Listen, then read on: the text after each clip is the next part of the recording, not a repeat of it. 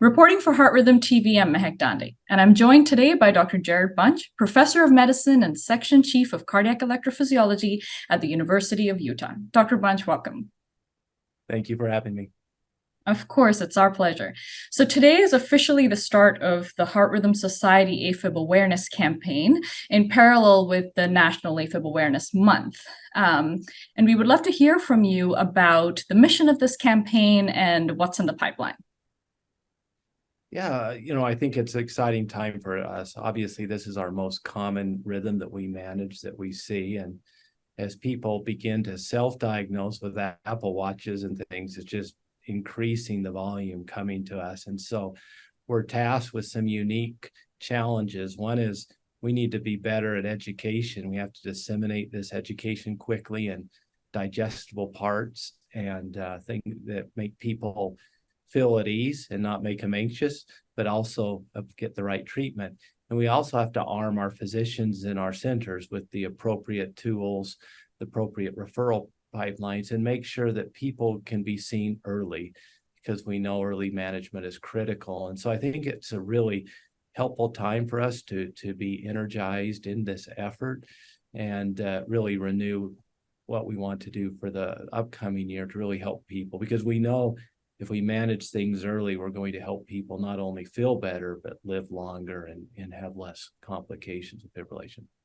Absolutely. Very timely campaign with the gaps in care pathways that exist, and education, as you mentioned, just awareness of AFib. It's a very, very important, timely initiative. Now, you have done a lot of work personally in improving care of AFib, really internationally, through the Atrial Fibrillation Centers of Excellence Task Force that you chair. So tell us a little more about that task force and the mission. Yeah, and this was a great initiative from the Heart Rhythm Society, because it really set forth the concept: how are we doing things, and how can we do things better, and how can we get people in the right positions, expertise and care. And so this was a lot about this, and the committee was really designed to say, what are the key foundations for management of atrial fibrillation? What team players do we need to bring together? Do we have evidence to suggest that's helpful? And how can we help people do it? And so the task force put together a paper that's in Heart Rhythm Journals, really defining what a center of excellence is, how to do it, why it will help. It will give you some of the tools to help with your administrators, to help with some of the organizational trees, to really launch this, because we do know that ablation is wonderful, but ablation for atrial fibrillation is not as effective if we don't manage risk factors. And we know that people can have significant morbidity, mortality from stroke, and small strokes can lead to dementia. And if we did so, how we manage fibrillation early on and long term really can make a difference. And that's what this paper is about. How can we do it? And I think that will also help really get people into the right hands quickly. We know that how somebody on the front lines treats atrial fibrillation, say in the emergency room, is going to be a little bit different than a center of excellence, because we have different visions. And ours is one of long-term care, where theirs is one of short-term care to stabilize the patient. So we wanted to make a platform really to get those patients from early diagnosis into us in this comprehensive care strategy with physicians, nurses, dietitians, physical people that can help with diet and exercise. It's a teamwork for sure. That's brilliant. Yeah, a multidisciplinary, multifaceted approach and a standardized kind of format for that, which is so important, especially when you're trying to standardize things across the board. So thank you for that initiative. And it was a Compass project, also an offshoot of the Center of Excellence Task Force? It is. And so the Compass Project, we have a tremendous team leading that. And it's really part of, it's initiative focused, and it's really going to say, let's implement these care pathways. Can we do it through a medical record in a way that's not annoying, that's helpful? Can we do it in different systems? Can we do it in an academic system, in a hybrid system, in a private practice? And can we provide tools to physicians on the front line through Compass? I was really excited about some of these, and and one is there's a number of webinars. Those can be found on heartrhythm365.org that can get you a sense of the energy the leadership of Compass has. Some of the things we're going to be doing, we've already started it in a number of centers. And if you say it doesn't really fit me, it probably does, because we have a pure academic practice, and we have a pure private practice, and we have a practice in the middle, and we're testing it in all environments. So you can see those webinars. And then also we're offering new education, and those free videos, they can be downloaded, they can be personalized to you. They're in upbeat.org.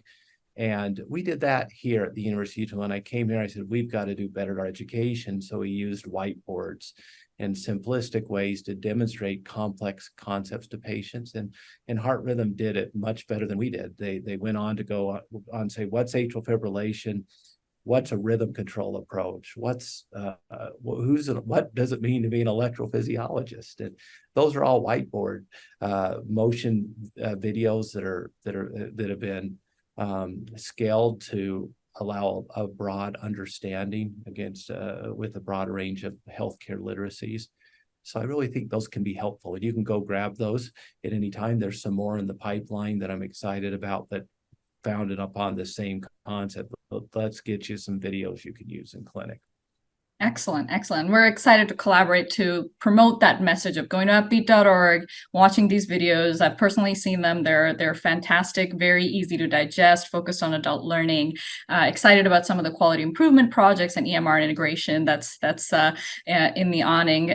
Very timely again, and focus on patient engagement, which, as we know, is as you mentioned, lifestyle modification is a cornerstone of AFib management. And so really excited for those initiatives down the pipeline.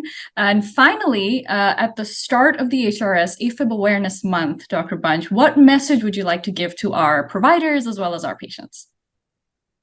Well, and I think we can center that a little bit on on the September website, that's CardiQ, which really is a tagline meaning quality demystified. And what that is this whole initiative is to help you and to help your patients. We want to develop tools that help you. We want to give you quality initiative checklists and pathways, care pathways. We want to give you tools not only for your patients to take to your administrator saying, look, there's value in that nurse that helps manage our patients with their medications, their medication compliance. There's value in the nutritionist that says you can have this diet and feel good, but also lose weight. And we want not only to share those locally, but globally. So there's going to be this whole packet of tools to help you. And again, we have all different EPs in mind. So we're hopeful it can help from the small town electrophysiologist in Montana and the busy urban physiologist in New York City.